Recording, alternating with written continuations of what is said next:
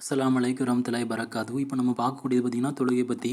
தொழுகையில் வந்து 2 விஷயங்கள் நம்ம வந்து பார்க்க வேண்டியிருக்கு. ஒன்று வந்து பார்த்திங்கன்னா, நம்ம தொழும்போது இந்த உணர்வை கொண்டு வந்துடணும். அதாவது நம்ம அல்லாஹ்ட்ட உரையாட போகிறோம், அல்லாஹ் நம்மளை பார்த்துட்டு இருக்கான், நாம் அவனை பார்த்துட்டு இருக்கோம் அப்படிங்கிற மாதிரி அந்த அவன் நம்மளை பார்த்துட்டு இருக்காங்கிற உணர்வோடு நம்ம தொழணும்.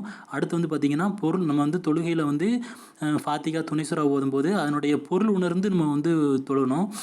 அதாவது அரபில் உள்ள ஒவ்வொரு வார்த்தைக்கும் நம்ம வந்து அதனுடைய நாவு வந்து தொழுகையில் வந்து மாலிக்கி யௌமித்தீன் சொன்னாலும் மனசு வந்து மறுமை நாளின் நீதிபதி அப்படிங்கிற ஒரு உணர்வு அர்த்தத்தை அந்த மனசு வந்து நினைக்கணும்.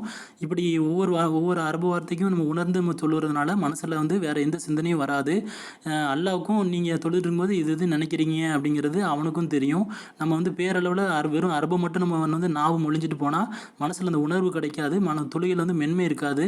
மற்றவங்ககிட்டையும் நம்ம மென்மையாக நடந்துக்க மாட்டோம், கோவம் வரும். அதுமாரி நல்ல ஒரு மென்மையான அணுகுமுறை வந்து வராது. அதனால் நீங்கள் ரஹ்மத் பப்ளிகேஷன் அப்படிங்கிற ஒரு இது இருக்குது. அந்த ரஹ்மத் பப்ளிகேஷனில் ஒவ்வொரு புத்தகங்களும் ஒவ்வொரு அரபு வார்த்தைக்கும் ஒவ்வொரு வார்த்தைக்கும் தகுந்தாப்புல அரபு வார்த்தைகள் அவங்க வந்து வழங்கியிருக்காங்க. அதை நீங்கள் உங்களுடைய ஃபேவரட்டான உங்களுடைய விருப்பமான சூறாக்களை அதை நீங்கள் வந்து மனனமிட்டு பயிற்சி பெற்று அதனுடைய பலனை ஈரோலகத்திலும் நீங்கள் பெறலாம். அல்லாவுக்காக மறுமைக்காக முயற்சி பண்ணுங்கள். அந்த பப்ளிகேஷன் பேர் வந்து ரஹ்மத் பப்ளிகேஷன், சென்னை. ஒவ்வொரு அரபு வார்த்தைக்கும் ஒவ்வொரு தமிழ் வார்த்தை தனித்தனியாக கொடுத்துருக்காங்க. பயன்பெறுங்கள்.